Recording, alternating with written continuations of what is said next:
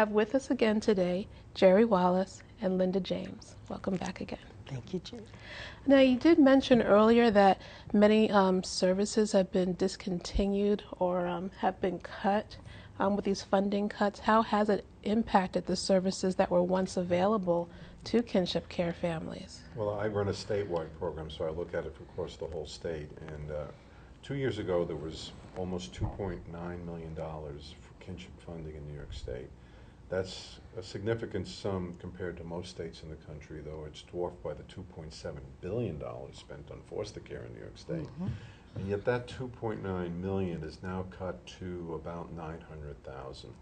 My program is funded, but the 21 other regional programs, which included Catholic Family Centers, Kinship Care Resource Network, many of them lost their funding as of May 2011.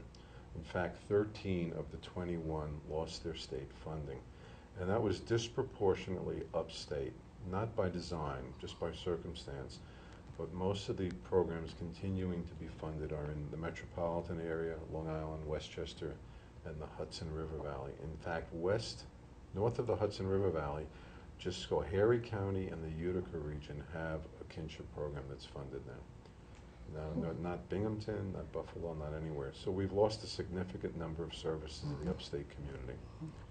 So what are some things that maybe our viewing audience could do to help spread the word about kinship services and the need to continue those services? If I can go on, I do advocacy for this, and thanks, Jude. Linda, thank you.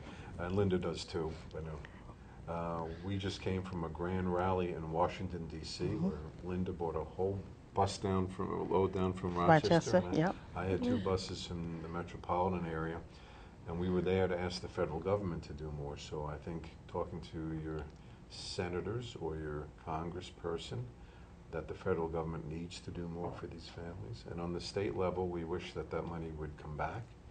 And we think that there are state advocates. AARP New York is a wonderful advocate for this. And also the National Committee of Grandparents, which is www.grandparentsforchildren.org. They've helped campaign. So we're already planning on how to approach the legislature in this fall. The governor comes out with his budget in January, and then the battle begins. We hope that some of this money will be restored. So speaking to your state legislators and letting the governor know that kinship care is important. It serves more children than foster care. It gets just the tiniest slice of the pie. We really need to have services for these families. Many of these children are special needs children, and the great work that these grandparents do is noted nationally. They're the best resource for children we have in the nation. More can be done to help them. Okay. And they also save the government a whole lot of money, because it would cost more if these kids went into foster care. Okay. Now, when it comes to skip generations, the peer mentors that you have, they're volunteers. If there's someone in the audience who would like to volunteer, do they have to have been a kinship caregiver, or who's eligible to become a mentor? Well, the way that this happened, Judy, is that we have a 3-tier program. So the first tier is for new grandparents who come into the program. We give them a 12-week curriculum.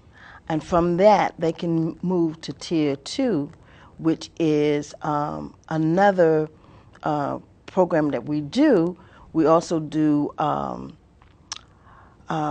educational in that group as well, but we do also a lot of resources that's in the community, because we want these grandparents to know where they need to go for resources. And then the third tier is the mentoring, where we do the 15-week curriculum. So anyone who wants to become a mentor need to come into the program and go through tier 1, tier 2, and then tier 3 to be a mentor. Okay, all right. Now, if there's any agencies out there who are watching that they offer complimentary services, they also do give services to kinship families, is there a way for them to be listed on the Kinship Navigator site? The Navigator has all the specialized services in the state listed by county. There's a statewide map you can click on, where you can go to an alphabetical listing. They're welcome to be in touch with us by going to the website. They'll see our contact information or calling our 800 number, 8777 number actually. And we really are constantly surveying and looking for more resources, updating the resources that we have. And it must be noted that many generalized resources that serve the public also may be particularly tailored for this community. You mentioned the public assistance grant. You have to go to your social services office, but there's a special grant there. Sometimes programs in the aging area have recognized the need to serve elder caregivers who are caring for the young, and they may have a small program. So don't just look for a program that is a kinship program. If you are a generalized program and you want to serve this population by even having one staffer who understands the issues and is able to provide a little more targeted assistance when they come in the door, let us know. We want to build that referral network around the whole state. Great. Okay, cool. Now, is there any last thoughts you'd like to share with our audience? Any last message to give that new kinship care family some hope and some strength and encouragement? Yes, I like to say that you're not alone, that there are a lot of kinship caregivers out here like yourself who are doing the same thing. Come into a support group. Learn all that you can to help your grandchild as well as yourself, and also to have that camaraderie with other grandparents. You need that. I'd like to build on that, Linda. The grandmothers and even the aunts and uncles who perform this wonderful service, they should understand that this tradition is as old as America and as old as any tradition in the world. And it is getting better recognized by the government. It is our greatest natural resource for children. Children do better in the care of relatives in general than they'll do anywhere else with the support of their entire families. And they should be stepping forward to do this job in greater numbers. We're there to help them. We can get them to help. They're the best resource for children. It's real tough work. But I've seen the miracles that these families can work in children who really come with enormous disabilities. We both do this because we love these families. Yes. And I would like to add, Judy, that we also have a grandfather support group that we're also doing. So if there are any males out there who are raising your relatives, please come to our support group. We have a wonderful grandfather who facilitate that group. That's great.